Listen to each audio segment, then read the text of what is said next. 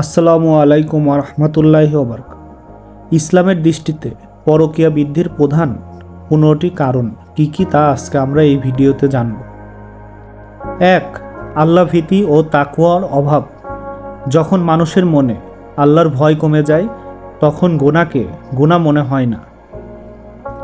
2. ঈমানের দুর্বলতা। দুর্বল ঈমান মানুষকে হারাম কাজে সহজে টেনে নিয়ে যায়।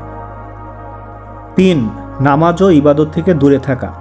নামাজ মানুষকে অশ্লীলতা ও গুনাহ থেকে বিরত রাখে। নামাজ ছেড়ে দিলে শয়তানের ফাঁদে পড়া সহজ হয়। 4. অশ্লীল ছবি ও ভিডিও দেখা। পর্নোগ্রাফি মন ও দৃষ্টি নষ্ট করে, যা বাস্তবে হারাম সম্পর্কের দিকে ঠেলে দেয়। 5. সামাজিক মিডিয়ার অপব্যবহার।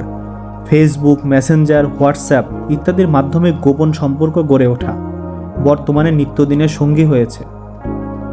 6. পর্দাহীনতা। পুরুষ ও নারীর বিনা প্রয়োজনে মেলামেশা, দৃষ্টিচারিতা, যা কোরআনে সম্পূর্ণ আকারে নিষিদ্ধ, কিন্তু বর্তমানে দেখা যাচ্ছে পুরুষ ও নারীর অবাধ মেলামেশা, যার কারণে দিন দিন পরকীয়ার প্রবণতা প্রচুর পরিমাণে বাড়ছে। 7. দাম্পত্য জীবনে অসন্তুষ্টি।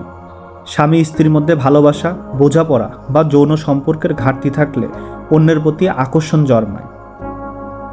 8. অতিরিক্ত রোমান্টিক বা ফ্ল্যাট স্বভাব। নিজের সঙ্গী থাকা সত্ত্বেও অন্যের প্রতি আগ্রহ দেখানো। 9. হারাম বন্ধুত্ব ও একা মেলামেশা। ইসলামে পুরুষ ও নারীকে নির্জনে বসা বা ভ্রমণ করতে নিষেধ করেছে। 10. ধন সম্পদ ও চাকরির লোভ। অর্থ, পদ বা সুযোগের জন্য অনৈতিক সম্পর্ক তৈরি হচ্ছে। 11. ইসলামী শিক্ষার অভাব। ধর্মীয় নীতি নৈতিকতার অভাবে গুনাহকে গুনাহ মনে করা হয় না। 12. হারাম কন্টেন্ট ভিত্তিক সিনেমা ও নাটক দেখা, যেগুলো ব্যভিচারকে রোমান্টিকভাবে উপস্থাপন করে। 13. শয়তানের কুমন্ত্রণা। শয়তান হারাম কাজকে সুন্দর করে মানুষের মনে সাজিয়ে দেয়। 14. একাকিত্ব ও অবসর সময়ের অপব্যবহার। অতিরিক্ত ফাঁকা সময় গুনার দিকে ঠেলে দেয়। 15. আল্লাহর বিধান অমান্য করা। যারা কুরআন হাদিসের নিয়ম মানে না তারা সহজেই বড় গুনাহে জড়িয়ে পড়ে।